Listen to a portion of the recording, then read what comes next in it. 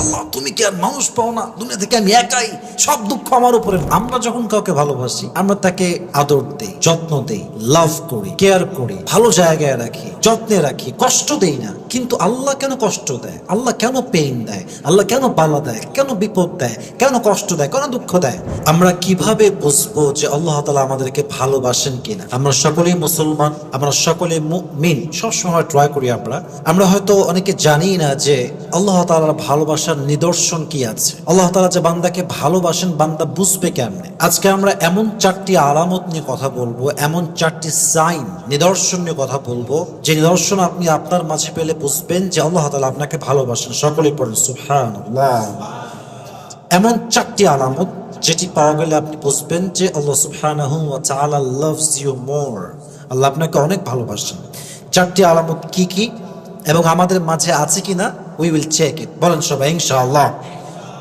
1, আল্লাহ তাআলা বান্দাকে ভালোবাসেন কি বাসেন না তার প্রথম নমুনা হচ্ছে, আল্লাহ যদি বান্দাকে খুব বেশি ভালোবাসেন তার প্রথম নমুনা হচ্ছে দুনিয়ার মানুষও তাকে ভালোবাসবে। হাদিসে আসছে, আবু হুরায়রা রাদিয়াল্লাহু তাআলা আনহু থেকে বর্ণিত, নবী করিম সাল্লাল্লাহু আলাইহি ওয়াসাল্লাম বলেছেন, যখন আল্লাহ তাআলা কোন বান্দাকে ভালোবাসেন তখন তিনি জিবরাইলকে বলেন, জিবরাইল আমি আমার অমুক বান্দাকে ভালোবাসি, তুমি তমুক বান্দাকে ভালোবাসো। জিবরাইল তখন আসমানে ঘোষণা দেয় যে আল্লাহ তাআলা অমুক বান্দাকে ভালোবাসেন, তোমরাও তাকে ভালোবাসো। এমন ভাবে জমিনেও ঘোষণা দেওয়া হয় যে আল্লাহ তাআলা অমুক বান্দাকে ভালোবাসেন, তোমরাও তাকে ভালোবাসো। তো মানুষ যখন আপনাকে অনেক বেশি ভালোবাসবে, অনেক মানুষ, এটা একটা বড় প্রমাণ যে আল্লাহ তাআলা আপনাকে নিজেই ভালোবাসে। সুবহানাল্লাহ পড়বেন না আপনারা?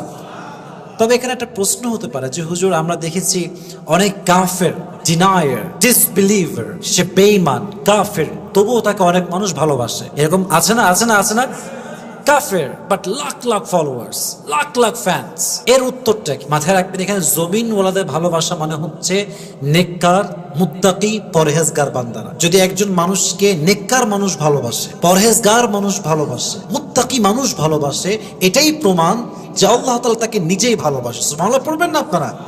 তাহলে আল্লাহ তাআলা বান্দাকে ভালোবাসেন কিনা এটার সবচেয়ে বড় ব্যাপারটা হচ্ছে নেককার মুত্তাকি বান্দা আপনাকে ভালোবাসে কিনা, তারা আপনাকে কতটুকু অ্যাপ্রিসিয়েট করে, তারা আপনাকে কতটুকু ভালোবাসে, এটা একটা বড় প্রমাণ। তবে হ্যাঁ, ভালোবাসার জন্য হাজার মানুষের প্রয়োজন হয় না যে আমাকে লাখ লাখ মানুষ ভালোবাসতে হবে। জীবনে ভালোবাসার জন্য জাস্ট একটা মানুষই অনেক সময় এনাফ হয়ে যায়, যথেষ্ট হয়ে যায়, যাকে দেখলে, যার সাথে চললে, কথা বললে মনে হবে ইয়েস দিস ইজ কল্ড সুকুন, এটাই শান্তি। এবং এটা যদি আপনার বউ হয়, মুত্তাকি হয়, নেককার হয়, পরহেজগার হয়, একটা বউ কোটি মানুষের সমান হবে, ঠিক কিনা বলেন? তাহলে আল্লাহ তাআলা যখন বান্দাকে ভালোবাসেন, মানুষও তাকে ভালোবাসে, মন থেকে ভালোবাসে। হ্যাঁ, একটা বিষয় বলতে চাই, জাস্ট ফর ক্লিয়ারেন্স, এটা আমি আমার ক্ষেত্রে বোঝাচ্ছি, আপনার ক্ষেত্রে বোঝাচ্ছি, আপনি পারফেক্ট পারসন হতে পারেন, আপনি বেটার পারসন হতে পারেন, পৃথিবীর শ্রেষ্ঠ মানুষ আপনি হতে পারেন, but one thing remember, you can't be favourite by everyone. যত ভালো মানুষই হন না কেন, সবাই কিন্তু আপনাকে ভালোবাসবে না, সবাই আপনাকে কখনোই ভালোবাসবে না। It's not possible in this world. দুনিয়াতে সম্ভবই না। যেখানে নবীর দুশমন ছিল, নবীর বদনামকারী ছিল, নবীর গীবতকারী ছিল, so who am I, who are you? তুমি কে, আমি কে? We are nothing, we are nobody, আমরা কিছুই না। বুঝতে হবে, যত ভালো মানুষই হন, যত নেককার হন, যত পরহেজগার হন, হেটার্স আপনার দুনিয়া থাকবেই থাকবে, ঠিক কিনা বলেন? সো আপনাকে কি করতে হবে?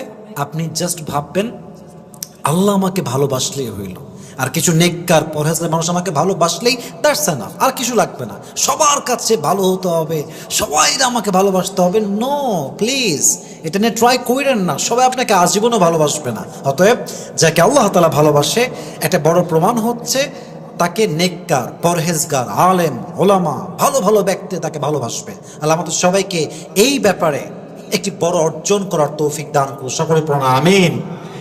2 নাম্বার, আল্লাহ তাআলা যখন বান্দাকে বেশি ভালোবাসেন, তার সেকেন্ড সাইন হচ্ছে যাকে আল্লাহ তাআলা ভালোবাসে বেশি, তাকে আল্লাহ কষ্ট দেয় বেশি, বিপদ দেয় বেশি, পেইন দেয় বেশি, চাপ দেয় বেশি। এখন প্রশ্ন হচ্ছে, হুজুর আমরা যখন কাউকে ভালোবাসি আমরা তাকে আদর দেই, যত্ন দেই, লাভ করি, কেয়ার করি, ভালো জায়গায় রাখি, যত্নে রাখি, কষ্ট দেই না, কিন্তু আল্লাহ কেন কষ্ট দেয়, আল্লাহ কেন পেইন দেয়, আল্লাহ কেন বালা দেয়, কেন বিপদ দেয়, কেন কষ্ট দেয়, কেন দুঃখ দেয়? The question is really really authentic. Okay, প্রশ্ন ঠিক আছে, বাট উত্তর খুবই সোজা সাপটা। আল্লাহ যাকে কষ্ট দেয় বেশি, এটাই আল্লাহ তাআলার প্রমাণ যে আল্লাহ তাকে পরকালের জীবনে অনেক বড় পুরস্কার দেবে, অনেক বড় জান্নাত দিবে, অনেক বড় রিওয়ার্ড দিবে। তাই আল্লাহ তাআলা পরীক্ষা করছে, এবং যত দূর আপনি পাস করবেন, যতটুকু পাস করবেন, আল্লাহ আপনাকে তার চাইতে বড় পুরস্কার দান করবে। সুবহানাল্লাহ পড়বেন না আপনারা? তো আল্লাহ আপনাকে ভালোবাসে কিনা এটার বড় একটা প্রমাণ হচ্ছে আপনার জীবনে দুঃখ কষ্ট কতটুকু। যত দুঃখ তত আল্লাহ তাআলা ভালোবাসে, যত বিপদ তত আল্লাহ ভালোবাসে। যত আল্লাহ বিপদ দিচ্ছে এর মানে এটা যে আল্লাহ আপনাকে বিশাল বড় পুরস্কার দেবে। সুবহানাল্লাহ পড়েন সবাই। এবং আরেকটা এখানে ছোট্ট একটা কথা অ্যাড করছে হাদিস থেকে। এখানে আরেকটা বিষয় অ্যাড করতে হবে যে দুঃখে কষ্টে আপনি খুশি আছেন কিনা, আপনি ওকে আছেন কিনা। দুঃখ আসছে, আল্লাহ তুমি কি আর মানুষ পাও না, দুনিয়া থেকে আমি একাই, সব দুঃখ আমার উপরে। No, you can not say like that. You have to say, আল্লাহ তুমি আমারে দিয়েছো কষ্ট, দুঃখ, বিপদ, আপদ, তুমি যদি দিয়ে খুশি হও আমি নিয়েও খুশি। তুমি যদি আমার কষ্টে দেখে সুখী হও আমি তাতেই খুশি। That means you are happy with your situations, whatever you have in your life. যা ঘটছে আলহামদুলিল্লাহ। যদি এটা হয় তাহলে বুঝবেন যে আল্লাহ তাআলা আপনাকে সবচাইতে বেশি ভালোবাসে। সুবহানাল্লাহ পড়েন সবাই। এই জন্য যাকে আল্লাহ বেশি ভালোবাসে তাকে আল্লাহ বিপদ দেয়, আপদ দেয়, অভাব দেয়, কষ্ট দেয়। তবে হ্যাঁ, আমি সবাইকে বলছি, উই আর ইয়াং মাশাআল্লাহ। এখানে কোনো বুড়ো লোক নাই, উই আর ইয়াং মাশাআল্লাহ। সবার বয়স 20 আপ হবে মেবি। আমার কথা হচ্ছে বেশি প্যারা লাগলে কখনো বাসায় শুয়ে শুয়ে সময় কাটাবা না। চলো লেটস হ্যাভ এ ট্যুর, ঘুরে আসি। Let's have a cricket match, চলো ক্রিকেট খেলি। Let's have a football match, চলো ফুটবল খেলি, মজা করি, খেলাধুলা করি, জিম করি, ব্যায়াম করি। ঘরের মধ্যে শুয়ে থেকে আল্লাহ আমার কেউ ভালোবাসে না, ফেসবুকে ছায়া খাওয়া পোস্ট করছে, হোয়াট ইজ দিস, এই ক্যা হে লড়কিও কা চক্কর। কি মেয়েদের নেশায় পড়ে শেষ হয়ে গেছে। মাথায় রাখবা, নিজেকে ফুলের বাগান বানাও, প্রজাপতির কোনো অভাব হবে না। নিজেকে ফুলের বাগান না বানিয়ে, ভালো ফুল না বানিয়ে যতই তুমি ঘোরো প্রজাপতির পেছনে, প্রজাপতি কিন্তু কখনোই আসবে না। নিজেকে উত্তম বানাও, একটা না 1000 প্রজাপতি তোমার জন্য ভিড় করবে। ঠিক কিনা বলেন যুবক? নিজেকে উত্তম বানান, মেয়েদের পেছনে ঘুরে ক্যারিয়ারটা নষ্ট করবেন না। এজন্য কথা একটা ক্লিয়ার, যত কষ্ট আসবে, যত দুঃখ আসবে, আমরা ভরসা করব এবং আমরা সমস্ত আশা ভরসা রাখবো একজনের উপর। আওয়াজ দিয়ে বলেন তো তিনি কে? আল্লাহ তাআলা আমাদের সবাইকে বিপদে আপদে পরিপূর্ণরূপে ধৈর্যশীল হওয়ার তৌফিক দান করুন। সকলে পড়া আমিন। অতএব দুঃখ কষ্টে হতাশ হওয়া যাবে না। 3 নাম্বার, আল্লাহ তাআলা যাকে ভালোবাসেন, এটা আমি জানি না এটার ব্যাখ্যা আসলে পরিপূর্ণ কি হবে, বাট আমি জাস্ট বোঝাবার ট্রাই করছি। যাকে আল্লাহ তাআলা ভালোবাসেন তার হৃদয় থেকে আল্লাহ তাআলা দুনিয়ার প্রতি যে লালসা, লোভ, মায়া, পদবীর প্রতি, ফলোয়ার্সের প্রতি, টাকার প্রতি, বাড়ির প্রতি, ফ্ল্যাটের প্রতি, বিএমডব্লিউর প্রতি, রোলস রয়েসের প্রতি, কারের প্রতি, বাইকের প্রতি, দুনিয়ার সমস্ত আসবাব থেকে আল্লাহ তাআলা তার হৃদয়কে পবিত্র করবে। তার মানে তার হৃদয়ে দুনিয়ার জন্য বিন্দু পরিমাণ কোনো লোভ লালসা থাকবে না। সুবহানাল্লাহ পড়বেন না আপনারা? তার মানে কি ব্যাখ্যা? আমি নিজেও ফেমাস, আমাকে কোটি কোটি মানুষ চেনে, এর মানে কি আল্লাহ আমাকে ভালোবাসেন না? এটা বুঝতে হবে। যদি আপনার হৃদয়ে এটাই চাহিদা হয় যে মানুষই আমাকে ভালোবাসবে, এটা আমার লাগবেই লাগবে, তাহলে ভেজাল আছে।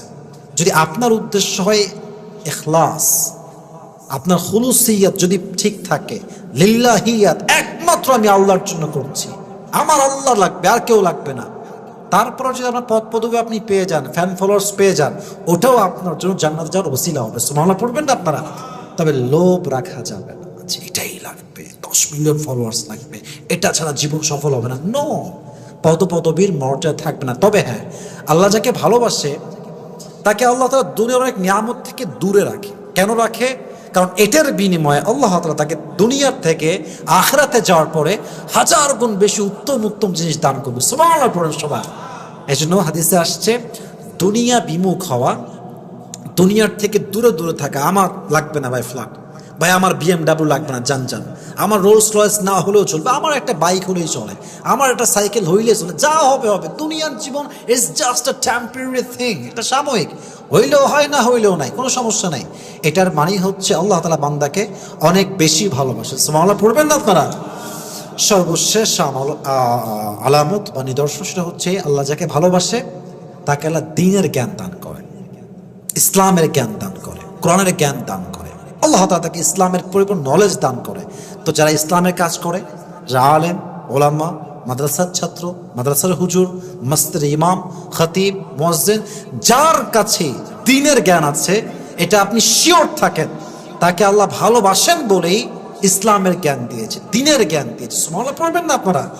হাদিসে আসছে, আল্লাহ তাআলা, তিরমিজির হাদিস, মিশকাতেও আছে, আল্লাহ যাকে কল্যাণ দিতে চায়, যাকে আল্লাহ তাআলা ভালো দিতে চায়, ভালোবাসতে চায়, তাকে আল্লাহ তাআলা তাফাক্কাহু ফিদ্দীন, দ্বীনের জ্ঞান দান করে, ইসলামের জ্ঞান দান করে। অতএব যাকে আল্লাহ তাআলা ইসলামের নলেজ দিয়েছেন, কোরআনের নলেজ দিয়েছেন, দ্বীনের জ্ঞান দিয়েছেন, তাকে ভালোবাসে একজন, তিনি কে? আল্লাহ আমাদের সবাইকে প্রত্যেকটি বিষয়ে আল্লাহর উপর যেন ভরসা করতে পারি, কষ্টে, বিপদে, আপদে সবসময় যেন আলহামদুলিল্লাহ পড়তে পারি, এবং যেই কাজগুলো করলে আল্লাহ আমাকে ভালোবাসবেন, আল্লাহ আমাকে পরিপূর্ণ ভালোবাসবেন, আমরা যেন সবাই সেই কাজগুলো করতে পারি। আল্লাহ আমাদের সবাইকেই সেই তৌফিক দান করুন। সকলে পড়ুন আমিন।